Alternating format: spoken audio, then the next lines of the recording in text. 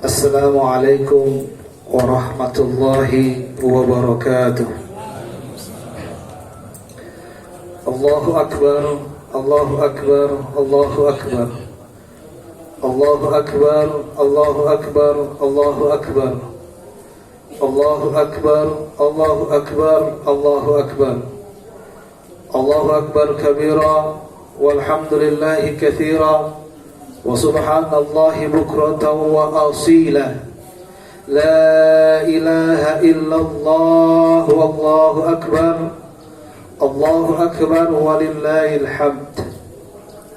الحمد لله الذي جعل هذا اليوم عيدا للمسلمين وجعل عبادة الحج وعيد الأضحى من شعائر الله وإحياها من تقوى القلوب. أشهد أن لا إله إلا الله وحده لا شريك له وأشهد أن محمدا عبده ورسوله المبعوث رحمة للعالمين بشيرا ونذيرا وداعيا إلى الله وسراجا منيرا. اللهم صل على سيدنا محمد وعلى آله وصحبه أجمعين. أما بعد، فيا عباد الله أوصيكم وإياي بتقوى الله فقد فاز المتقون. لقد قال الله تعالى بعد أعوذ بالله من الشيطان الرجيم بسم الله الرحمن الرحيم وذلك ومن يعظم شعائر الله فإنها من تقوى القلوب. صدق الله العظيم. معاشر المسلمين حفظكم الله. Pertama-tama marilah kita panjatkan puja dan puji syukur kita kehadirat Allah Subhanahu wa Ta'ala yang dengan segala rahmat dan nikmatnya senantiasa dilimpahkan kepada kita.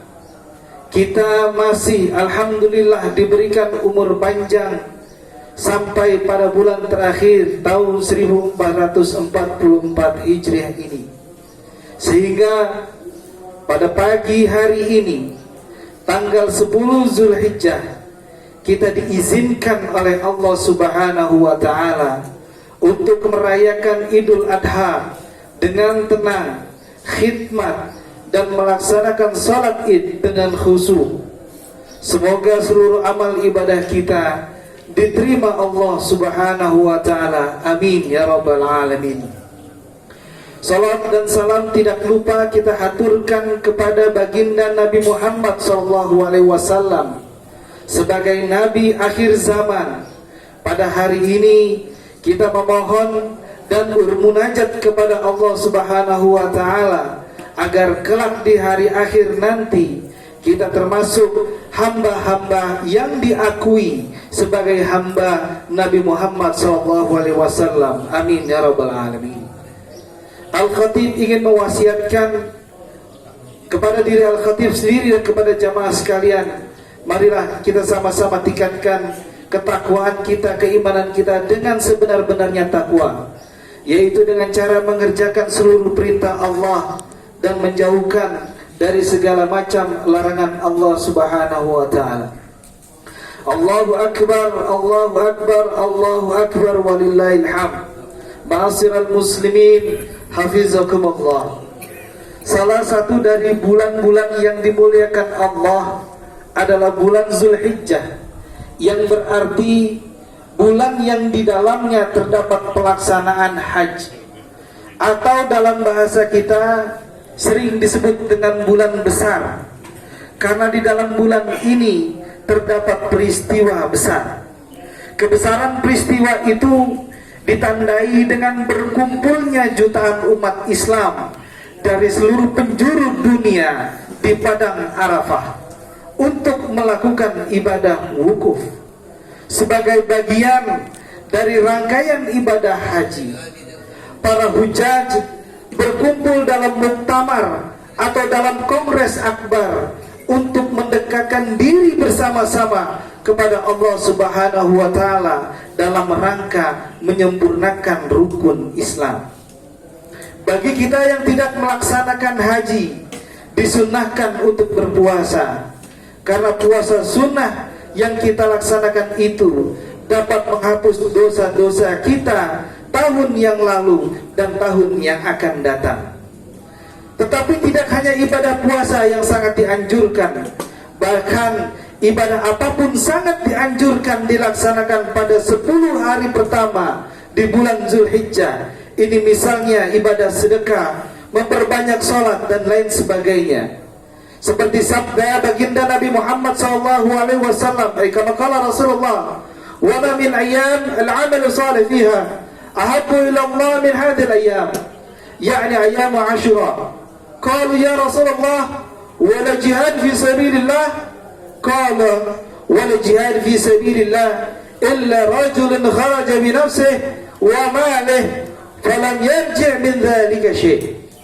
Artinya, tidak ada perbuatan yang lebih disukai oleh Allah Subhanahu wa taala daripada perbuatan baik yang dilakukan pada 10 hari pertama di bulan Zulhijjah. Para sahabat bertanya, "Ya Rasulullah, walaupun itu jihad di jalan Allah?" Rasulullah bersabda, "Walau itu jihad di jalan Allah Subhanahu wa taala." Kecuali seorang laki-laki yang keluar dengan dirinya dan harta bendanya, kemudian kembali tanpa membawa apa-apa. Hadis rawahu al-Bukhari.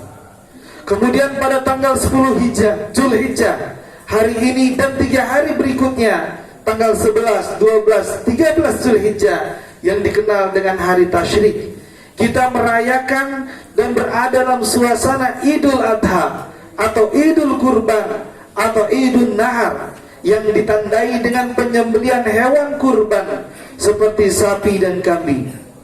Gema takbir, tahlil dan tahmid dan takdis, membahana di jagat raya, menyuarakan rasa syukur kita kepada Allah Subhanahu wa taala sampai 4 hari ke depan. Ma'asyiral muslimin wa zumratal mu'minin hafizakumullah. Telah banyak hikmah yang disampaikan oleh para khatib dan dai terkait dengan Idul Adha ini, mulai dari tentang ibadah haji, ibadah kurban, kesabaran, ketaatan seorang ayah dan anak, dan lain sebagainya. Akan tetapi pada kesempatan khutbah ini, khatib akan menyampaikan tema khutbah Idul Adha, yaitu Idul Adha dan perwujudan kesalehan sosial. Allahu Akbar walillahil hamd. Ma'asyiral muslimin hafizakumullah. Pemahaman umum di masyarakat kita selama ini yang hanya mengaitkan ibadah kurban sebagai kesalehan ritual yang bersifat personal transendental, atau dalam bahasa Arab yang disebut dengan hablum minallah, tentu tidak salah. Bagi kita umat Islam, berkurban dengan menyembelih hewan ternak merupakan salah satu bentuk mendekatkan diri kita kepada Allah Subhanahu wa taala, taqarruban ila Allah, di samping ibadah-ibadah lainnya. Namun jika kita memahami atau kita hanya memahami dan memaknai hari raya kurban sampai di dimensi ini, maka pesan Islam sebagai agama yang peduli kepada sesama, sebagaimana disebutkan dalam hadis Nabi Muhammad SAW, sebaik-baiknya adalah kita, yaitu orang yang paling bermanfaat bagi orang lain, itu akan sulit terwujud.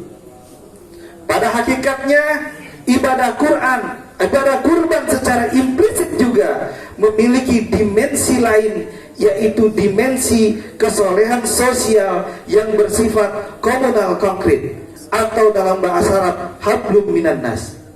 Pemaknaan akan dimensi sosial ini tergambar dari komponen pembagian daging hewan kurban kepada fakir dan miskin.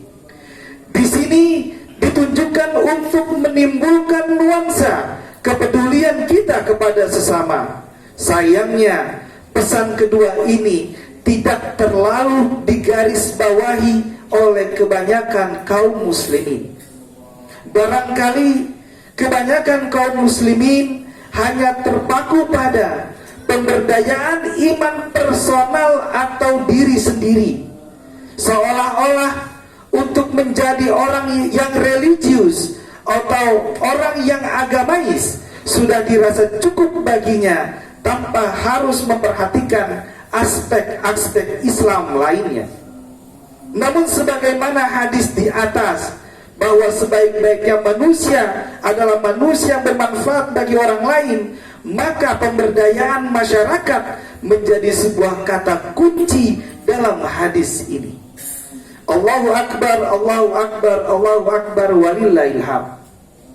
Makna Idul Adha ini sejatinya tidak hanya sekedar untuk menyembelih hewan kurban, namun ia juga merupakan momentum untuk memberi dan berbagi sebagai simbol ketakwaan dan penerapan kesalehan sosial. Terlebih di masa pandemi, di masa pemulihan ekonomi dan sosial pasca pandemi yang betul-betul berakhir, yaitu dengan keadaan perekonomian global yang tidak stabil sebagai dampak dari konflik di berbagai belahan dunia yang ikut berdampak terhadap perekonomian Indonesia, yang mengakibatkan harga komoditas menjadi lebih mahal. Data OJK pada bulan April 2023 untuk kategori fintech lending di Pulau Jawa saat ini sudah mencapai 489.961,56 miliar rupiah. Ini membuktikan bahwa masih banyak saudara-saudara kita yang hidup di bawah garis kehidupan mapan. Idul Adha atau hari kurban sejatinya merupakan kontingensi jalan kesalehan spiritual dan sosial yang dimulai dari Idul Fitri. Jika Idul Fitri merupakan manifestasi kemenangan atas hawa nafsu yang kemudian dipungkasi dengan membayar zakat fitrah, maka Idul Adha merupakan manifestasi dari bukti cinta, patuh, takwa, ketulusan berkorban, dan kerendahan hati yang kemudian dipungkasi dengan menyembelih hewan kurban dan membagi-bagikannya kepada yang berhak menerimanya. Dalam konteks yang lebih luas, kesalehan sosial menunjuk pada perilaku yang peduli terhadap sesama. Sejatinya mereka yang soleh secara individual berarti beriman dan bertakwa kepada Allah. Wujud dari berkeimanan dan ketakwaan kepada Allah secara otomatis akan merefleksikan kesolehan sosial, yaitu peduli kepada mereka yang miskin, yang bodoh, dan keterbelakangan. Untuk mewujudkan itu, maka orang-orang yang memiliki keleluasaan hidup nampaknya akan selalu berupaya dan berpikir, berikhtiar dan berjuang untuk mengubah nasib mereka yang belum beruntung dalam kehidupannya. Kesolehan sosial bisa diwujudkan dengan mengubah nasib-nasib orang yang belum beruntung tadi, dan atau dikatakan belum mendapatkan kenikmatan kemerdekaan. Menurut hemat kami, yang paling penting dan utama ialah dalam bidang pendidikan, dengan membantu program pemerintah dan atau menghimpun dana untuk menyediakan beasiswa yang cukup kepada anak-anak miskin untuk melanjutkan pendidikan. Ma'asyiral muslimin wa zumratal mu'minin, hafizakumullah. Wujud lain dari kesalehan sosial bisa dilakukan oleh mereka yang memegang kedudukan di pemerintahan dan parlemen untuk terus berpikir dan membuat kebijakan untuk melindungi segenap bangsa Indonesia dan seluruh tumpah darah Indonesia, memajukan kesejahteraan umum dan mencerdaskan kehidupan bangsa. Di tengah agenda politik Indonesia saat ini, sepertinya ini kita atau rakyat harus menjadikan ini sebagai tawaran politik terhadap mereka yang akan memangku jabatan di pemerintahan. Dengan demikian, jika variabel mengukur iman dan takwa kepada Allah yang akan melahirkan kesalehan individual dalam bentuk ibadah haji, sholat Idul Adha, dan penyembelihan kurban nampaknya belum dikatakan cukup, namun harus juga diwujudkan dengan kesalehan sosial yang tentunya sesuai dengan kemampuan dan peran yang telah Allah berikan kepada kita semua. Allahu Akbar, Allahu Akbar, Allahu Akbar, walillahil hamd. Teramat penting topik kesalehan sosial dalam Islam. Bahkan Nabi Muhammad SAW memperingatkan secara keras bagi orang yang mampu tidak mau berkurban untuk tidak mendekati tempat sholat orang Islam. Nabi Muhammad SAW bersabda, An Abi Hurairah qala Rasulullah SAW, wa man wajada sa'atan falam yudaha fala yaqrabanna musallana. Artinya, barang siapa yang memiliki kemampuan tetapi di bulan ini, di bulan Zulhijjah, di hari Idul Adha, dia tidak mau melakukan kurban, jangan dekati musola kami. Hadis riwayat Ahmad. Dalam hadis ini yang perlu digarisbawahi, seolah-olah Nabi Muhammad SAW ingin menyampaikan pesan bahwa sholat kita, hablum minallah kita, akan terasa sia-sia jika kita tidak berkurban, jika kita tidak melakukan hubungan hablum minannas dengan baik, sementara kita mampu untuk itu. Inilah salah satu manifestasi atau bentuk konkret agar umat Islam memiliki kesadaran atau kesalehan sosial yang tinggi dan peduli kepada sesama. Seluruh ibadah kita tentunya memiliki aspek vertikal atau hablum minallah, berhubungan dengan Allah, dan juga memiliki aspek horizontal yaitu hablum minannas, dan berdampak kepada manusia, yang keduanya harus berjalan berdampingan. Allahu Akbar, walillahil hamd. Ma'asyiral muslimin, kurban juga bisa menjadikan solusi praktis bagaimana Islam memberikan obat bagi penyembuh masalah sosial yang berupa kemiskinan. Karena dari kemiskinanlah lahir beragam penyakit sosial dan atau kriminalitas. Banyaknya delik yang merupakan kausalitas dari kemiskinan. Daging hewan kurban tersebut kemudian dibagi-bagikan terutama kepada orang yang fakir miskin. Dalam Al-Quran, Allah Subhanahu wa ta'ala berfirman, liyashhadu manafi'a lahum wa yadhkurullaha isma fihi fi ayyamin ma'lumat ala ma razaqahum min bahimatil an'am fakulu minha wat'imul ba'isinil fakir.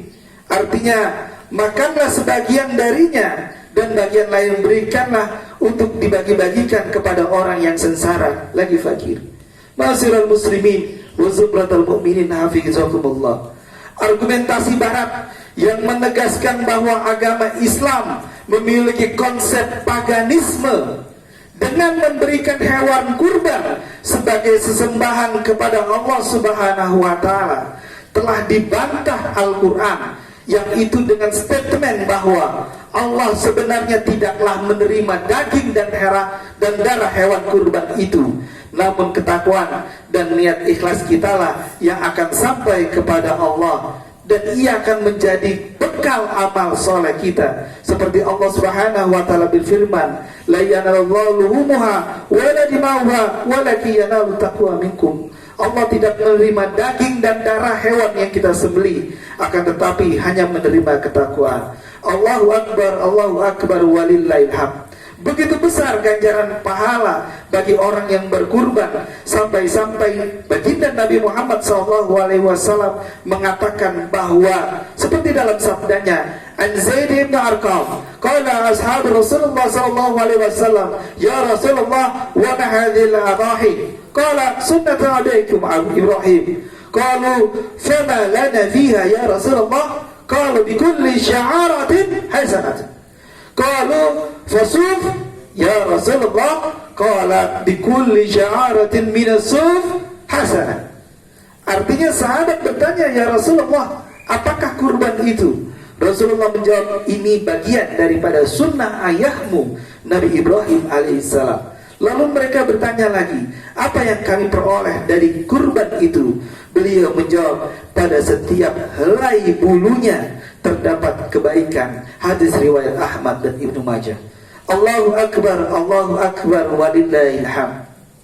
Dari catatan sejarah, mungkin kita bisa melihat contoh dari bentuk kesolehan sosial yang sempurna. Tentunya dari kisah Nabi Ibrahim alaihissalam. Sehingga dengannya Nabi Ibrahim alaihissalam mendapatkan kata atau predikat Khalilullah, kekasih Allah. Nabi Ibrahim juga disebut sebagai bapaknya para nabi, Abul Anbiya, karena sebanyak 19 keturunannya menjadi nabi dari 25 nabi yang disebut dalam Al-Quran. Dalam kitab Tanbihul Ghafilin bi Ahadits Sayyidul Anbiya wal Mursalin karangan Abu Lais As-Samarkandi, dan juga dalam kitab Nasaihul Ibad makalah ke-33 dalam bab 1 karangan Syekh Imam Nawawi Al-Bantani menjelaskan setidaknya ada 3 sebab Nabi Ibrahim alaihissalam menjadi kekasih Allah. Nabi Muhammad SAW bersabda, "Li'ai syai'in takhadallahu laka khalila."